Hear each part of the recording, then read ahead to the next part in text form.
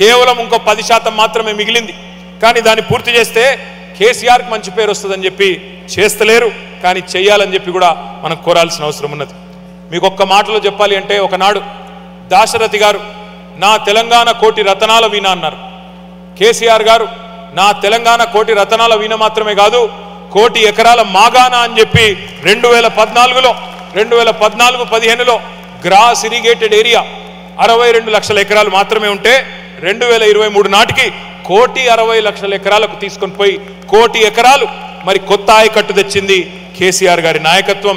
ఈ మొత్తం భారతదేశ చరిత్రలో 78 ఏళ్లలో ఏ రాష్ట్రం కూడా సాధించని ఘనత ఇది. ఇంత పెద్ద ఎత్తున వ్యవసాయ విస్తరణ, ఇంత పెద్ద ఎత్తున గ్రాస్ ఇరిగేటెడ్ ఏరియా పెరగడం ఎక్కడ కూడా ఈ దేశంలో ఇదివరకు జరగలేదు.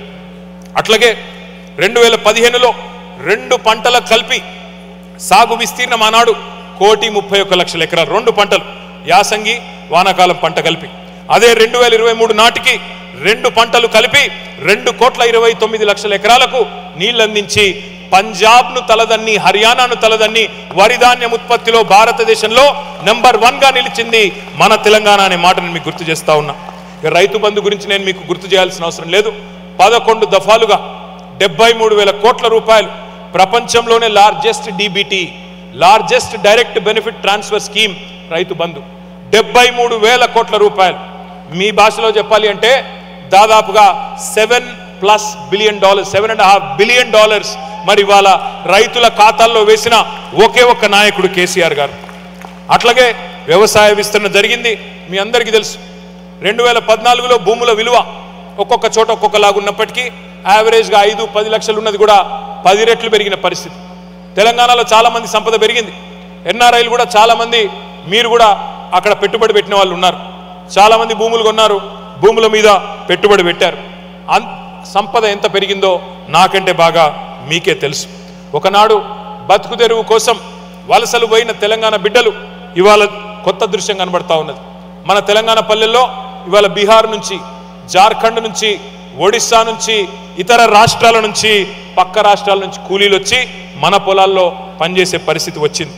నిజంగా చెప్పాలి అంటే కేవలం పల్లెలు మాత్రమే కాదు, పట్నం కూడా మారింది. పల్లెల్లో హార్వెస్టర్ల సందడి, పట్నంలో సిటీల్లో ఇన్వెస్టర్ల సందడి. గ్రామాల్లో మడి పచ్చగా కలకల్లాడుతుంటే నగరాల్లో పెట్టుబడి కూడా తలతలలాడింది. తెలంగాణ పల్లెలు ప్రగతి మల్లెలై విరబూస్తుంటే పట్టణాలు అభివృద్ధి కేంద్రాలుగా ముందుకు పోయినాయి. తెలంగాణలోని ప్రతి పల్లెలో ఒక ట్రాక్టరు, ట్రాలీ, ఒక డంపింగ్ యార్డు, ఒక వైకుంఠ ధామం, ఒక పల్లె ప్రకృతి వనం, ఇవన్నీ కూడా 10 ఏళ్లలోనే సాక్షాత్కరించినాయి. కేంద్రం అవార్డులు ఇస్తుంది ప్రతి సంవత్సరం పంచాయతీరాజ్ దినోత్సవం నాడు. 3% కంటే తక్కువ జనాభా ఉండే తెలంగాణ 30% అవార్డులు ప్రతి సంవత్సరం గెలుస్తున్నది అద్భుతమైన పల్లెలకు అంటే ఇది అచీవ్మెంట్ కాదా అని నేను అడుగుతా ఉన్నా. తెలంగాణ పారిశ్రామిక విధానం గురించి అయితే నేను మీకు చెప్పాల్సిన అవసరం లేదు. రెడ్ టేప్ తీసేశాం, రెడ్ కార్పెట్ వెల్కమ్ చెప్పినాం. దేశమే కాదు ప్రపంచమే ఆశ్చర్యపోయే విధమైన ఒక పాలసీ TS ఐపాస్. 18 లక్షలకు పైచిలకు ప్రత్యక్ష అవకాశాలు మన ప్రభుత్వం ఉన్నప్పుడే కల్పించాము. అట్లాగే ఇంకొక 6 లక్షల కొలువులు ఈ మధ్య కాలంలో ఆవిష్కరించబడ్డాయి. అట్లాగే 27,000కు పైచిలకు పరిశ్రమలకు TS ఐపాస్ ద్వారా మనం అనుమతులు ఇచ్చుకున్నాం. ఈజ్ ఆఫ్ డూయింగ్ బిజినెస్లో కూడా అగ్రభాగాన ఉన్నాం. మీ అందరికీ తెలుసు, గూగుల్ కానీ, మైక్రోసాఫ్ట్ కానీ, అమెజాన్ కానీ, అట్లాగే మెటా కానీ, అట్లాగే మరి ఊబర్ కానీ, సేల్స్ ఫోర్స్ కానీ, యాపిల్ కానీ, ఈ అన్ని కంపెనీల 2వ అతిపెద్ద క్యాంపస్ ప్రపంచంలో మన హైదరాబాద్కు గత 10 ఏళ్లలోనే తెచ్చుకున్న మాట నేను మీకు గుర్తు చేస్తా ఉన్నా. గ్లోబల్ కేపబిలిటీ సెంటర్స్ పెరిగినాయి హైదరాబాద్లో. హైదరాబాద్ విస్తరించింది. చాలామంది NRI మిత్రులు చెప్తా ఉంటారు నేను కలిసినప్పుడు. నిన్న రాత్రి కూడా డిన్నర్లో 2 మిత్రులు చెప్తా ఉన్నారు, మేము మార్పు అనేది ఎవ్రీ 2 ఇయర్స్కి మేము వస్తే మాకు కొత్తగా కనబడేది. హైదరాబాద్లో కొత్త కొత్త ఫ్లైఓవర్లు, కొత్త కొత్త రోడ్లు వస్తే మాకే అర్థం కాకపోయేది ఎక్కడున్నామో, అంత మార్పు చేశారండి మీరు అని చెప్పి నిన్న రాత్రి 2 మిత్రులు చెప్తా ఉండే. మీకు నాకే కాదు, తమిళనాడు నుంచి వచ్చిన సూపర్ స్టార్ రజనీకాంత్ కూడా ఆశ్చర్యం అనిపించింది హైదరాబాద్కి వస్తే. ఆయన కూడా అన్నారు, నేను హైదరాబాద్లో ఉన్నానా, న్యూయార్క్లో ఉన్నానా అన్నారు. అట్లాంటి మార్పు 10 ఏళ్లలోనే హైదరాబాద్లో తీసుకొచ్చినాము అంటే దానిలో ప్రధానమైన పాత్ర మన IT రంగానికి. ఇక్కడ ఉండే IT ఉద్యోగులు డాలస్లో కానీ, అమెరికాలో కానీ మీరు మీ చొరవతో, మీ ఆశీర్వాదంతో, మీ సహకారంతో మన ఐటీ రంగాన్ని కూడా విస్తరించుకున్నాం. 2014లో మన ఐటీ ఎక్స్పోర్ట్స్ 57,000 కోట్లు. 2023లో మేము దిగిపోయే నాడు 57,000 కోట్ల నుండి 2,41,000 కోట్లకు తీసుకొని పోయాం. 2014లో ఐటీ ఉద్యోగుల సంఖ్య హైదరాబాద్లో 3,23,000. అదే మేము దిగిపోయే నాడు 2023లో 9,46,000కు తీసుకొని పోయినాం. అట్లాగే భారతదేశంలో ఉత్పత్తి అయ్యే ప్రతి 3 ఐటీ జాబ్స్లో ఒకటి తెలంగాణ నుండే వస్తూ ఉండడం అనేది మనందరికీ గర్వకారణం. టీ హబ్ కానీ, వి హబ్ కానీ, టీ వర్క్స్ కానీ, ఇట్లా ఎన్నో వినూత్నమైన ఆలోచనలతో ఆవిష్కరణల్ని, స్టార్టప్స్ని కూడా ప్రోత్సహించే పనిచేసినాం. ఒక్క ఐటీలోనే కాదు, లైఫ్ సైన్సెస్లో కూడా అగ్రభాగాన్ని నిలబెట్టినాం హైదరాబాద్ని. హైదరాబాద్ తెలంగాణకు మాత్రమే కాదు, భారతదేశానికి గుండెకాయ లాంటి నగరం హైదరాబాద్. అందుకే అల్లర్లు అలజడులు లేకుండా ఒక ప్రశాంతమైన వాతావరణాన్ని, ఒక అద్భుతమైన శాంతి భద్రతలు ఉండాలని చెప్పి 10 లక్షల సీసీ కెమెరాలు పెట్టి హైదరాబాద్ని ఒక లవబుల్, లివబుల్, సేఫ్ సిటీగా తీర్చిదిద్దాం. అట్లాగే ప్రపంచవ్యాప్తంగా ఉండే కంపెనీలను, పెట్టుబడులను ఆకర్షించి ప్రైవేట్ రంగంలో మరి ఉపాధి అవకాశాలు కల్పించడమే కాకుండా ప్రభుత్వ రంగంలో కూడా 10 ఏళ్ల కాలంలో 2,32,000 ఉద్యోగాల భర్తీ చేసి లక్షలాది మంది తెలంగాణ బిడ్డలకు అవకాశం ఇచ్చుకున్నాం. ప్రైవేట్ రంగంలో నేను మీకు ఒక చిన్న కథ చెప్తాను. ఎంత సీరియస్గా పనిచేశామంటే, ఒక పెట్టుబడిదారుడు కేరళకు సంబంధించి కిటెక్స్ అనే కంపెనీ, కేరళను వదిలి వాళ్ళు వేరే వైపు వెళ్ళిపోతున్నారు. ఒక 3,500 కోట్ల పెట్టుబడి వేరే రాష్ట్రం వైపు చూస్తున్నారు. వాళ్ళు కేరళ నుంచి పోతారు అంటే వారిని కరోనా టైంలో పట్టుకొని వారి కోసం ప్రత్యేకంగా చార్టర్డ్ ఫ్లైట్ పెట్టి వారిని రప్పించి ఈరోజు 25,000 ఉద్యోగాలు మన వరంగల్లో, మన రంగారెడ్డి జిల్లాలో సృష్టించింది కేసీఆర్ గారి ప్రభుత్వం. కేసీఆర్ గారు తీసుకున్న ప్రతి సంక్షేమ కార్యక్రమం కానీ, ప్రతి విధానం వెనకాల ఒక సామాజిక సోయి, ఒక ఫిలాసఫీ ఉంది. ప్రతి స్కీమ్ వెనకాల ఒక మానవీయ స్పర్శ ఉంది, సామాజిక సంస్కరణ ఉంది, కొంత ఆర్థిక కోణం కూడా ఉన్నది. పేద ఆడపిల్లల పెళ్లికి 1,116,000 కానుకనిచ్చే ఏకైక ప్రభుత్వం భారతదేశంలో కేసీఆర్ గారి ప్రభుత్వం. 12 లక్షల మంది ఆడబిడ్డలకు లగ్గాలు చేసింది కేసీఆర్ ప్రభుత్వం. అట్లాగే కేసీఆర్ కిట్, చాలామంది తెలవకనుకుంటారు అదేదో కేవలం రొటీన్గా పెట్టిన కార్యక్రమాన్ని. ఇన్స్టిట్యూషనల్ డెలివరీస్ని పెంచడానికి, 100% ఇన్స్టిట్యూషనల్ డెలివరీస్ చేయడానికి, ఇవాళ ఇన్ఫెంట్ మోర్టాలిటీని తగ్గించడానికి, మెటర్నల్ మోర్టాలిటీని తగ్గించడానికి పెట్టిందే కేసీఆర్ కిట్టు. దానివల్ల ఎన్ని ఫలితాలు వచ్చినాయో ఒక్క నిమిషం మీకు చెప్తాను. శిశు మరణాలు అంటే ఇన్ఫెంట్ మోర్టాలిటీ రేట్ ప్రతి 1000కి మరి తెలంగాణ ఏర్పడిన నాడు 39 మంది శిశువులు చనిపోయేటోళ్ళు. IMR was 39. ఐఎంఆర్ని 39 నుంచి ఇన్ఫెంట్ మోర్టాలిటీ రేట్ని కేసీఆర్ కిట్ వల్ల 21కి తగ్గించగలిగాం. అట్లాగే ఎంఎంఆర్ మెటర్నల్ మోర్టాలిటీ రేట్ ప్రతి 1,00,000 జననాలకు 81 ఉండేది, దాన్ని 43కి తగ్గించగలిగాం. ఇట్లా భారతదేశంలో సాధించిన రాష్ట్రాలు కొన్నే ఉన్నాయి. హెల్త్లో మన ర్యాంకింగ్ 2014లో 12వ స్థానంలో ఉండేది, 23 నాటికి 3వ స్థానానికి ఎదిగాం. ఒకనాడు సినిమాల్లో కవులు పాటలు రాసేది, నేను రాను బిడ్డో సర్కారు దవాఖానకు అని. అట్లాంటి పరిస్థితి నుంచి నేను సర్కారు దవాఖానకే పోతా, అక్కడైతేనే మా మేనమామ కేసీఆర్ గారు ఇచ్చే కేసీఆర్ కిట్ వస్తుందని చెప్పే పరిస్థితి తీసుకొచ్చింది తెలంగాణ ప్రభుత్వం. తెలంగాణలో విప్లవాల జాబితాలో మరొక ముఖ్యమైన విప్లవం గురుకులాలు. కేసీఆర్ గారి నాయకత్వంలో 1, 2 కాదు, 1022 గురుకులాలు పెట్టుకున్నాం. 6 లక్షల మంది అట్టడుగు వర్గాల పిల్లలకు ఒక్కొక్కరికి నెలకు 10,000 రూపాయలు ఒక్కొక్కరి మీద ఖర్చు పెడుతూ, సంవత్సరానికి 1,20,000 రూపాయలు ప్రభుత్వమే ఖర్చు పెడుతూ వారిని ప్రపంచంతో పోటీపడే పౌరులుగా తయారు చేసే ఒక బృహత్తరమైన కార్యక్రమం ఎస్సీ, ఎస్టీ, బీసీ, మైనారిటీ వర్గాలు, అదేవిధంగా అగ్రవర్ణాల్లో ఉండే వెనుకబడ్డ వర్గాలకు కూడా చేసుకున్నాం.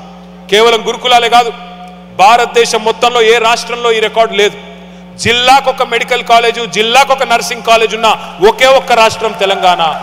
కేంద్రం 0 ఇచ్చినా, కేంద్రం ఒక్క కాలేజీ ఇవ్వకపోయినా మరి ప్రతి జిల్లాలో మెడికల్ కాలేజు, ప్రతి జిల్లాలో ఒక నర్సింగ్ కాలేజ్ పెట్టుకున్నది మన కేసీఆర్ గారి నాయకత్వంలో.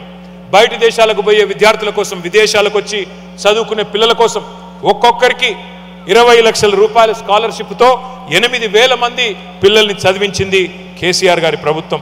అట్లాగే చెప్తూ పోతే చాలా ఉన్నాయి. కుల వృత్తులకు జీవం పోసి ఎన్నో పనులు చేసుకోవడానికి ఇక్కడికి ముందుకు పోయినాం. But we have achieved a few things, but we have a lot more to accomplish, and if we really have to become a first world country, we really have a long distance to go. I request all the NRIs here, this is our chance to show the world that even thousands of miles away the Telangana blood runs warm, loud and proud. This is not a plea. This is not a plea. It's a partnership. I stand here to reaffirm my unwavering commitment to the motherland through this vision we would like to call the Telangana dream. Your expertise is not just useful, it is necessary for our country now.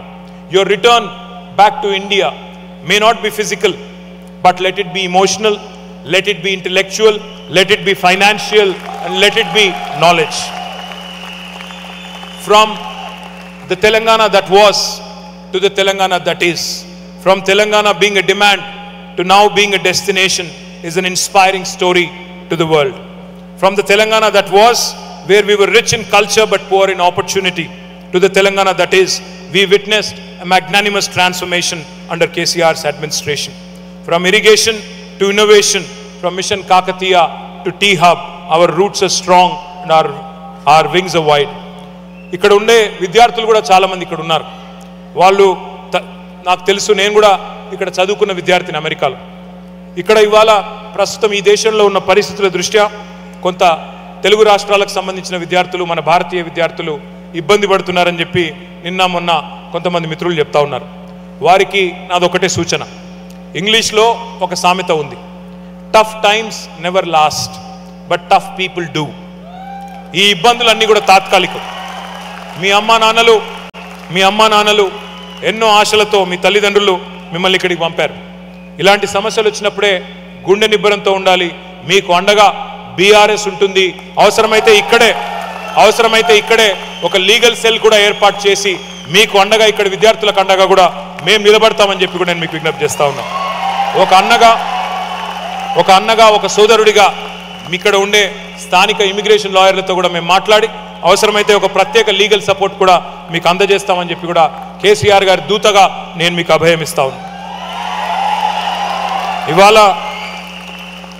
ఇవాళ మీ అందరికీ తెలుసు, ప్రపంచమే ఒక knowledge based economy, విజ్ఞాన ఆధారిత సమాజాలు, దేశాలు అగ్రస్థానానికి ఎగబాకుతున్నాయి. Innovation, technology, నూతన ఆవిష్కరణలు దేశాల మనుగడకు, వ్యక్తుల మనుగడకు, సంస్థ మనుగడకు కీలకంగా మారినాయి. క్వెస్ట్ ఫర్ ఎక్సలెన్స్, నిరంతర విజ్ఞాన అన్వేషణ కొనసాగుతూనే ఉంటుంది. Quest for excellence is incessant. శతాబ్ద కాలంలో జరిగే మార్పులు గతంలో ఇప్పుడు దశాబ్ద కాలంలోనే జరిగిపోతున్నాయి. ఎన్నో మార్పులు ఏడాదిలోనే జరిగిపోతూ ఉన్నాయి. చాలామంది మీరు డెవాప్స్ జాబ్స్ పోతాయి, ప్రోగ్రామింగ్ జాబ్స్ పోతాయి ఏఐ రెవల్యూషన్ వల్ల అనే ఆందోళన కూడా మీలో ఉన్నది. కృత్రిమ మేధస్సు ఏఐ ప్రపంచాన్ని ఊపేస్తున్నది. మార్పు జరిగిన ప్రతిసారి భయము, ఆందోళన సహజం. అందరం మనుషులమే. తట్టుకోగలమా, నెట్టుకు రాగలమా అనే సందేహాలు వస్తూనే ఉంటాయి. కానీ మార్పు అనివార్యం. Change is the only constant. ఆ మార్పుల్లో మనం మనుగడ సాధించాలి అంటే మార్పుకు అలవాటు పడాలి, మార్పును ఆస్వాదించాలి. చార్ల్స్ డార్విన్ చెప్పింది కూడా ఇదే. It is not the strongest of the species that survive, not the most intelligent that survives, it is the one that is most adaptable to change. ఎవరైతే మార్పును ఆస్వాదిస్తారో, మార్పును స్వీకరిస్తారో, మార్పును స్వాగతిస్తారో వారు మాత్రమే సర్వైవ్ అవుతారు. మనకు తెలివి ఎక్కువ ఉందా లేక మనకు ఎక్కువ సంపద ఉందా అన్నది కాదు, ఎవరైతే జరుగుతున్న మార్పును, సామాజిక మార్పును స్వాగతిస్తారు అని. The only way to survive in today's world is to constantly skill, up skill and reskill. మనం స్టాగ్నేట్ అయిపోతే అవకాశాలు ఉండవు. ముఖ్యంగా అమెరికాలో మీకు తెలుసు, నాకంటే బాగా మీకు తెలుసు,